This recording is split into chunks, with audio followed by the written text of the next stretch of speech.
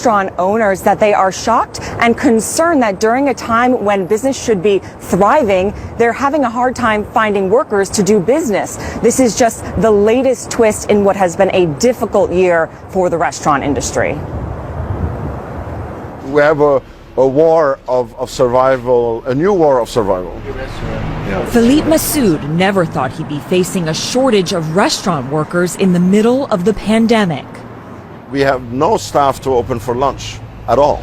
Dining in the U.S. is at about 90% of pre-pandemic levels, according to OpenTable, and nearly 8.5 million Americans are still out of work.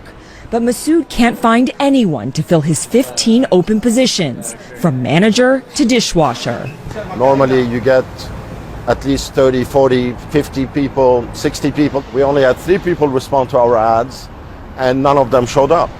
In January, 7% of restaurant operators named recruitment and retention as their top challenge. By April, that number was 57%.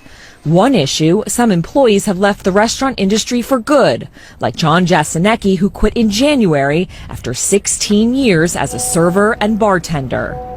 I had intended on being a lifer. But with unstable pay and after contracting COVID-19, he knew it was time for a career change.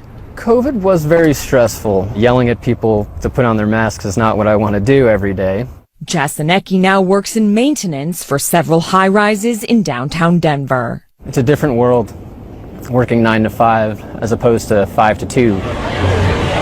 Restaurants in Miami have been at 100% indoor capacity since October of last year.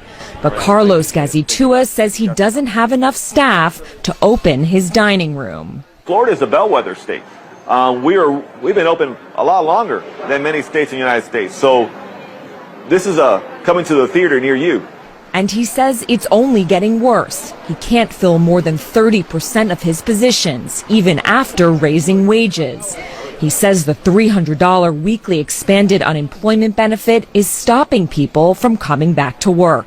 People should keep the unemployment benefits if they go to work now and they commit to working to the end of the year. The expanded unemployment benefits don't expire until early September. We're supposed to go hire people to retain them, but at the same time you're paying unemployment. It creates a conflict of interest, so to speak. Right, so for 4 months, what is the plan? Lose more money and do what we can to stay open.